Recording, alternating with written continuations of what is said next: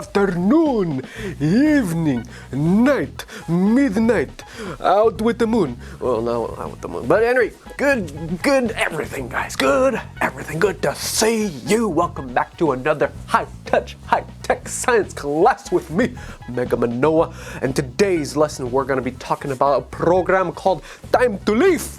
Goodbye! No goodbye. Not time to leave. It's time to do some science. Gosh, get serious. So, grab the bag. The bag to grab is the one that has the bottles inside of it with leaves, a piece of crayon, and plates, among a whole bunch of other stuff. That's the bag to grab. Then we will also be needing to grab this piece of paper from your envelope. It says terrific tree leaf prints, okay, with some leaf prints right on the bottom. That's the one that we need from the envelope. And then the things that are not included that we will need is a cup of water and a can, any sort of can that you could roll, basically, and also some spinach leaves. We definitely need a few spinach leaves for our experiments today. Then let's get started, all right? Do you guys know what this is? Yeah, it's a plant. Who doesn't know that? Maybe babies, but yeah, it's a plant. And today we're gonna talk about these plants because they're so awesome and we cannot live without them. Why? Well, they do a lot of things for us, like they make the air that we breathe. Here, breathe with me. So good. But guess what? The ones that make it are these plants. Not only that, they also make food, whether it's directly for animals that eat them, right? Like grasshoppers, cows, giraffes, they all eat all of these plants, right? Or indirectly by feeding the animals that other animals eat. That's indirectly. We still need them, right? Now these plants have four main parts, okay? There are the roots, the stem, the leaves, and the flower. Now speaking about the roots, those are, as we know, usually underground right at the very bottom. Those actually act as an anchor so that when the wind is blowing, they don't fall over, right? So usually we don't see the trees falling over because even though it's windy, they don't fall over because they have the roots as an anchor to keep them nice and tall, right? But not only that, they also are very good at absorbing everything that the plant needs, which is the water and the minerals from inside of the ground, okay? So that's what the roots do. Then you got yourself the stem, which acts like a transport to transport all of the, the minerals and the water all over the plant, kind of like a mailman. Like, here you go, here's the mineral, here's the water, right? So it helps it to transport all of that all around the plant. But not only that, the stem also steers and turns it to wherever the sunlight is because it needs as much sunlight as possible. So if there's sunlight over there, it's gonna turn over there. That's what the stem does. Next, we're gonna talk about the leaves. Really nice leaves. Now the leaves are the food factory of the plant, meaning it makes its own food. What it does is it takes the sunlight and turns it into energy so that it's able to make its own food and then it's able to grow. Plants can turn sunlight into energy? I know! I can't do that. I can't do that, right? Can you make pizza inside of your body just standing there in the sun? Thank you, sun! No, we can't do that. But plants do. They just sit there in the sun and then they turn that sunlight into energy to make their own food. We call that photosynthesis. And it's amazing that they're able to do this. We obviously can't do that, but they can.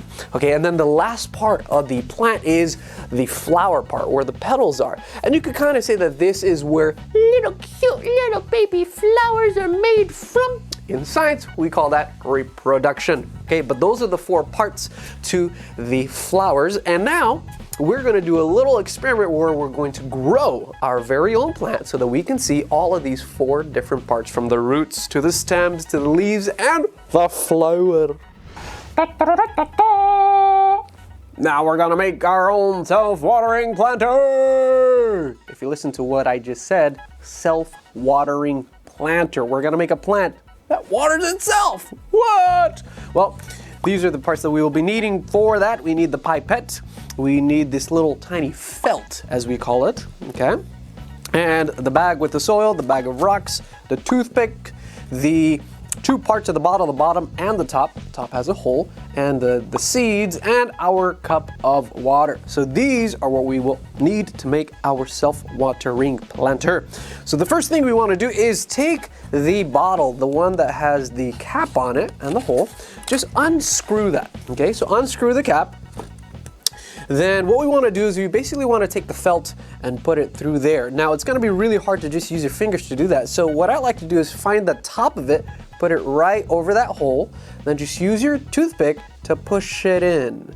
Okay, so it really helps. Just put the top right on there and then pull it all the way through until it goes just about halfway. Okay, you see how mine's about halfway? Then what you want to do is you want to take that felt and put it through the top. And of course, you want to put the side where it's going to screw back on. Of course, we can't use the other side because it's not going to screw on. So make sure you pick the side that you can screw it back on. Okay, once that is on, screw it nice and tight. And we're good for the first step. After that, we're going to take our rocks and pour it right inside of there. So go ahead and open up that bag. There we go. And put it in that same top part of the bottle. Pour it all in. But when you finish doing this, sometimes your felt may be buried by the rocks, or it might be pushed to the side. Now we don't want that to happen, so just kind of pull on the felt so that it kind of stays right in the middle of those rocks. You see that? It's right in the middle of those rocks. Okay, and we're going to do the same thing with our soil. Okay, and you could actually start putting it right on top of there. Okay, but just go ahead and open up your bag of soil and put that right on top. Okay, there we go. That's good. All right, now you kind of can't see the felt, right? But it's already in a good spot inside of where the soil is, okay?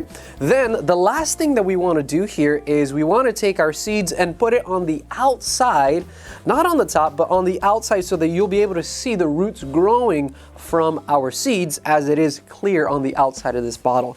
So in case you missed this part, we had the bottom part of the bottle standing like this, and then we just took this one with the felt on the bottom and put it right on top of there, just like that, okay?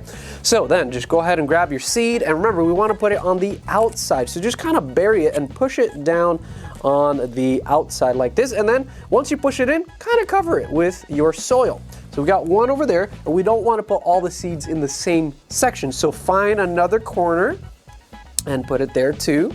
Make sure it's a visible corner, not covered by these, paper things on the outside. But after you push it in, then remember, cover it with some soil. Then find another corner and take the last one and push it in right at the edge.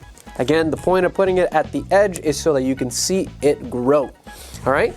And so now you're basically ready. All you need to do is just add some water to this. So we got ourselves our cup of water, and just start putting water with your pipette into there until you start seeing the water drip down to the bottom of your self-watering planter. So you guys already know how to use pipettes, right? We got to squeeze it, let it go, soaks up the water, and just keep on putting water into here until you start seeing the water drip down all the way to the bottom. All right. So again, this is called a self-watering planter.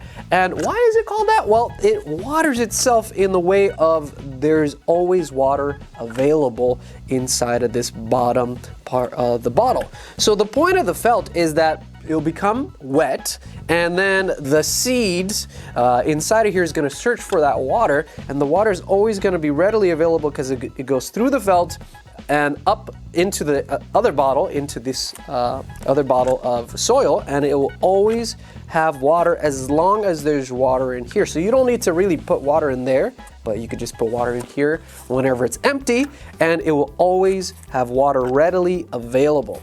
So you don't need to check in here if there's any water. As long as it's gone, you always need to add some extra water. And as you can see, I'm already starting to get some water on the bottom there, right? But as it's always having this water, of course, our seed is going to start to grow. And well, when it starts to grow out, well, we need to make sure that it is in a proper place that it can get some good sunlight. So where should we put it to get some good sunlight? Should we put it in the bathroom? Hell, no, not in the bathroom. Now, should we put it in the closet? There's no sunlight there.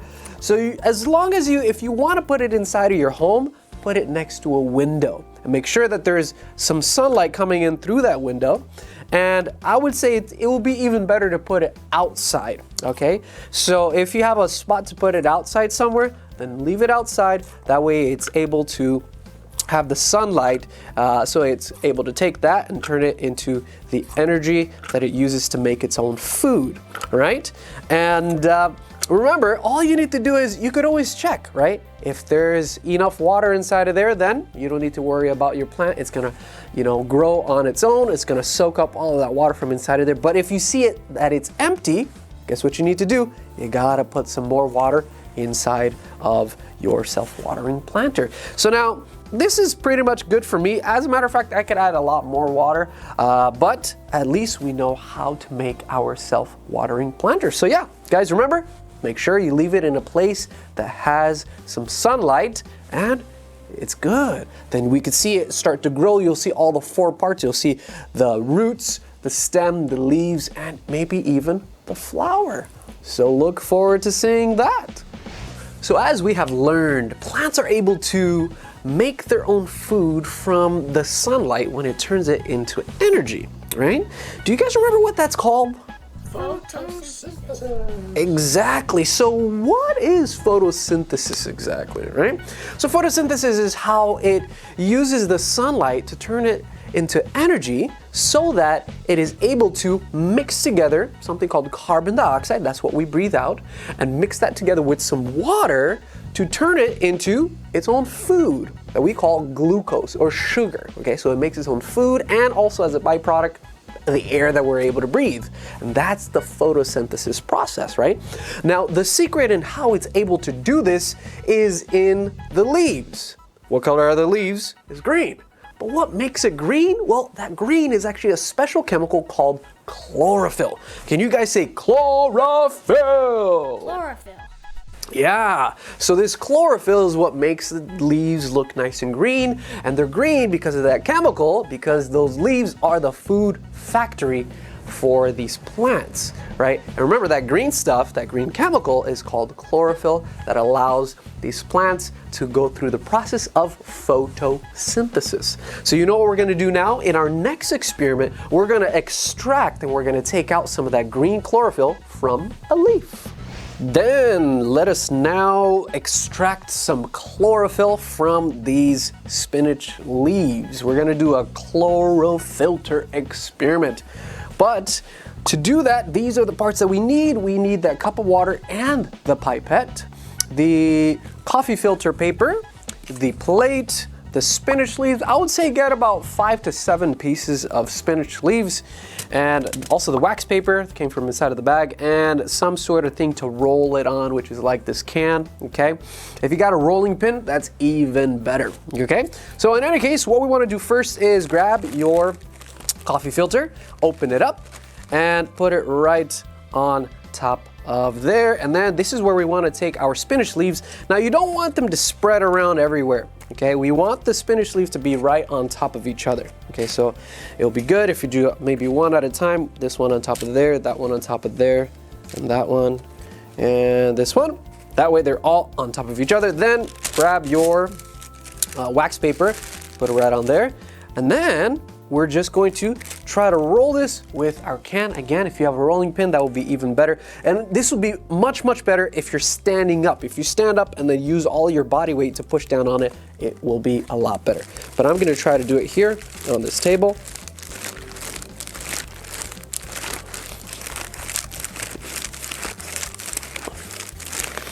And make sure you push all the way in. Use your body weight as much as you can. If you need some help, of course, you can ask mom or dad to help you push down.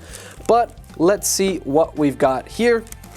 Okay, and ooh, what's that green stuff? Do you guys remember what that green stuff is? That's the chlorophyll.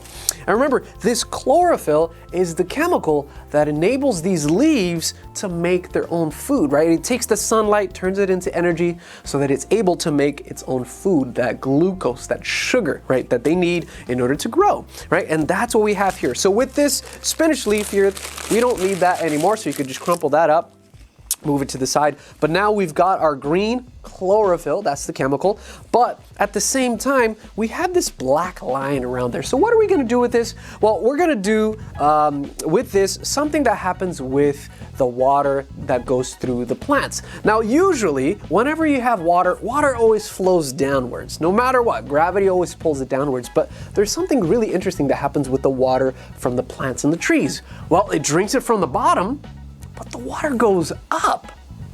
How does it do that? Well, it's through a process called capillary action. The water starts to slowly climb up, all the way from the bottom of the tree, all the way to the top, all the way up. And again, that process is called capillary action. So we're gonna see how that happens with this black line around our green chlorophyll here. So how are we gonna do that? We're gonna fill our pipette with some water. Now you don't want to squirt the water all over. You just want to put little tiny drops as you follow around this black marking here. So if I just kind of gently put my pipette on there, I'm barely squeezing. Again, you don't want to make a puddle.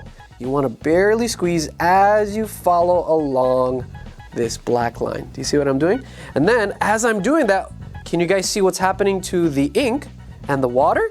They are spreading around very slowly, just as it would with capillary action. That's what capillary action looks like.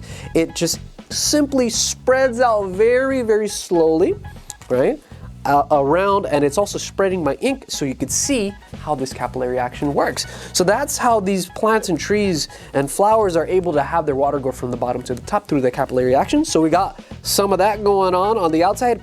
But at the same time, we have the green chlorophyll, that chemical, extracted from our leaf at the same time. So here you got a beautiful little art project, but at the same time, we saw some beautiful things from the plant.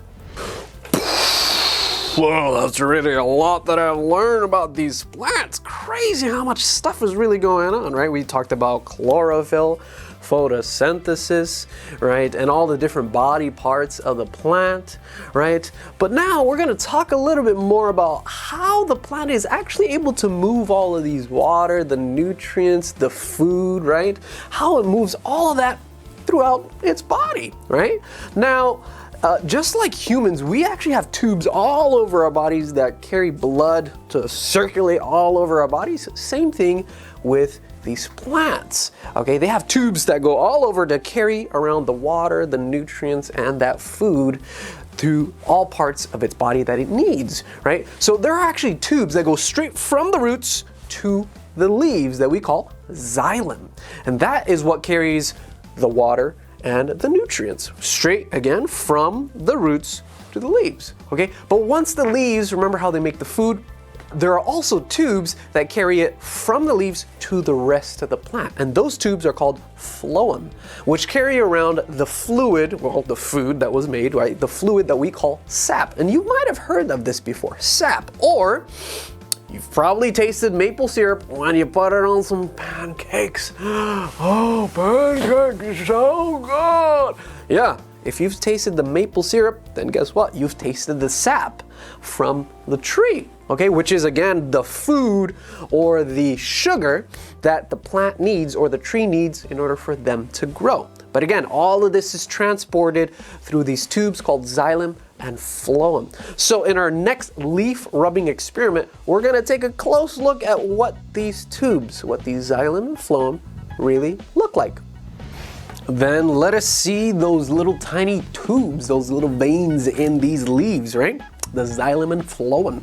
Then what we need are the piece of paper that we got from the envelope. Also this bag with with the leaves and the little tiny crayon.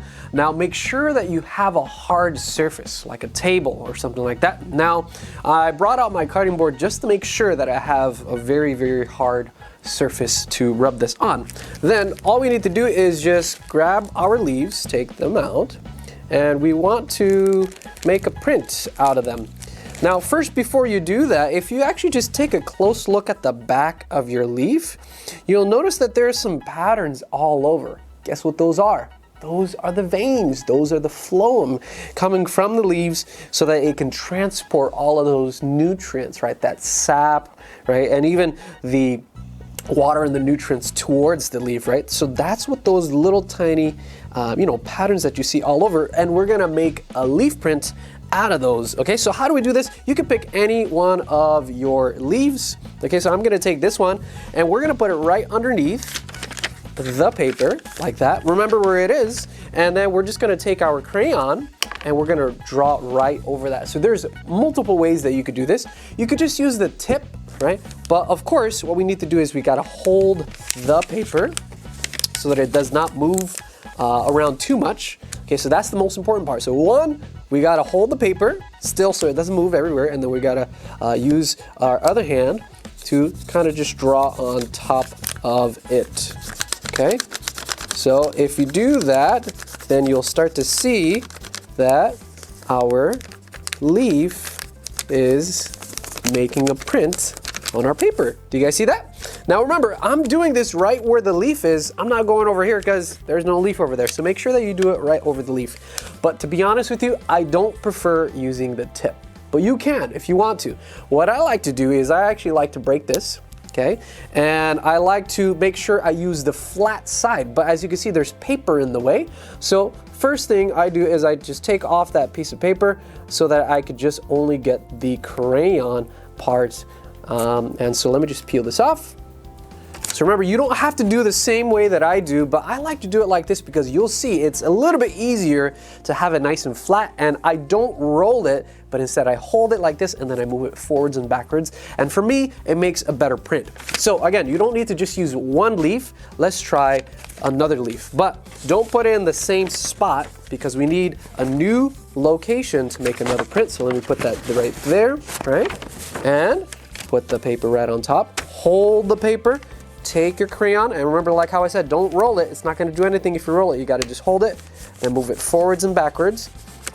And then as you can see, I'm making a print like that over here and over there. But remember, try your best not to move around your paper too much. Here, let me give you an example. If I move around the paper, okay, you'll see that it makes double the print on top of each other. Now we don't really want that to happen. That's why try your best not to move the leaf. Try your best not to move the paper too much, right? But this is the way I like to do it. I like to keep it nice and flat. So I did that leaf. You could try another leaf, okay? Right over here. Remember, try to hold down the leaf, try to hold down the paper best as you can. And as you can see, those little lines that we see there are the veins that we call xylem and phloem, right? In which it transports all of these nutrients, the water, and the sap, right? The food, the sugar, the glucose from the leaves to the rest of the plant. Now, you don't have to just use these 3 leaves or however many leaves you got in the bag. If you guys want to try different leaves that you have at home, try those, see what they look like, right? But in any case, what we see here, again, those lines are the veins that really help it to transport all those good stuff to the rest of the plant. Wow, that was a lot, right? We made a lot of really awesome stuff. We made our own plant. Make sure you always take good care of it. Always watch and make sure that there's enough water in there so that you could see it grow nicely, or make sure you put it in a place where there's enough amount of sunlight. And we also made a whole bunch of stuff. We saw the chlorophyll inside of the leaf, right? And we made our own leaf print. So many things. And now I understand why we call it time to leaf, because it's time to leave. Goodbye.